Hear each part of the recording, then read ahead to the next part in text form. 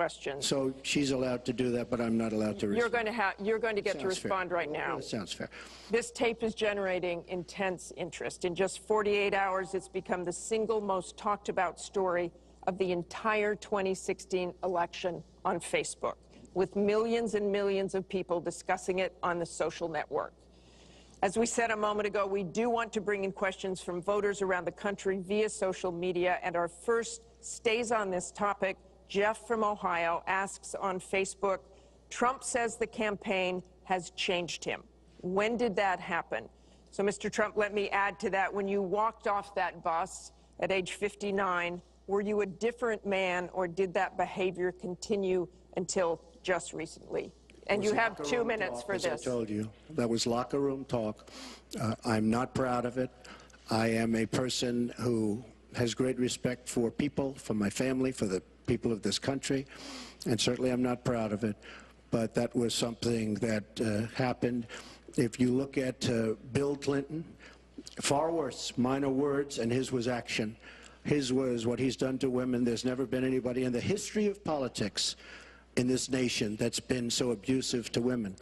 So you can say any way you want to say it, but Bill Clinton was abusive to women. Hillary Clinton attacked those same women and attacked them viciously. 4 of them are here tonight. One of the women, who is a wonderful woman, at 12 years old, was raped at 12. Her client, she represented, got him off, and she's seen laughing on 2 separate occasions, laughing at the girl who was raped. Kathy Shelton, that young woman, is here with us tonight. So don't tell me about words. I apologize for those words. But it is things that people say. But what President Clinton did, he was impeached. He lost his license to practice law. He had to pay an $850,000 fine to one of the women, Paula Jones, who's also here tonight. And I will tell you that when Hillary brings up a point like that, and she talks about words that I said 11 years ago, I think it's disgraceful, and I think she should be ashamed of herself, if you want to know the truth. Can we please hold the applause? Secretary Clinton, you have 2 minutes. Well, first, let me start by saying that so much of what he's just said is not right, but he gets to run his campaign any way he chooses. He gets to decide what he wants to talk about. Instead of answering people's questions, talking about our agenda, laying out the plans that we have that we think can make a better life and a better country, that's his choice. When I hear something like that, I am reminded of what my friend Michelle Obama advised us all. When they go low, you go high.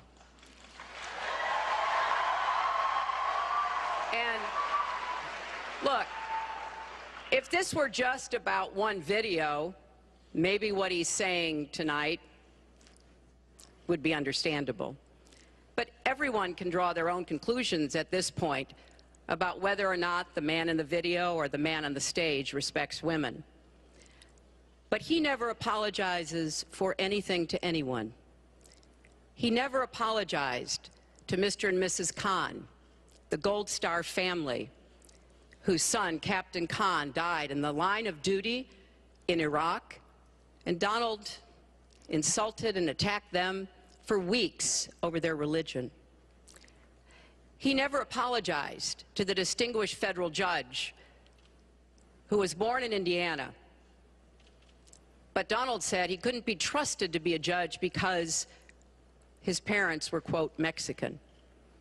He never apologized to the reporter that he mimicked and mocked on national television, and our children were watching. And he never apologized for the racist lie that President Obama was not born in the United States of America. He owes the president an apology, he owes our country an apology, and he needs to take responsibility for his actions and his words. Well, you owe the president an apology because, as you know very well, your campaign, Sidney Blumenthal, he's another real winner that you have, and he's the one that got this started along with your campaign manager, and they were on television just 2 weeks ago, she was saying, exactly that. So you really owe him an apology. You're the one that sent the pictures around your campaign, sent the pictures around with President Obama in a certain garb. That was long before I was ever involved. So you actually owe an apology. And number two, Michelle Obama. I've gotten to see the commercials that they did on you. And I've gotten to see some of the most vicious commercials I've ever seen of Michelle Obama talking about you, Hillary.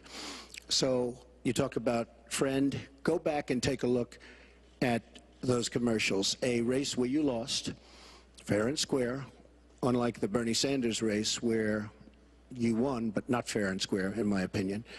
And all you have to do is take a look at WikiLeaks and just see what they said about Bernie Sanders and see what Deborah Wasserman Schultz had in mind, because Bernie Sanders, between superdelegates and Deborah Wasserman Schultz, he never had a chance. And I was so surprised to see him sign on with the devil. But when you talk about apology, I think the one that you should really be apologizing for, and the thing that you should be apologizing for, are the 33,000 emails that you deleted and that you acid washed. And then the 2 boxes of emails and other things last week that were taken from an office and are now missing. And I'll tell you what, I didn't think I'd say this, but I'm going to say it. And I hate to say it, but if I win, I am going to instruct my Attorney General to get a special prosecutor to look into your situation, because there has never been so many lies, so much deception. There has never been anything like it. And we're going to have a special prosecutor. When I speak, I go out and speak. The people of this country are furious. In my opinion, the people that have been long-term workers at the FBI are furious. There has never been anything like this, where emails and you get a subpoena, and after getting the subpoena, you delete 33,000 emails. And then you acid wash them, or bleach them, as you would say, a very expensive process.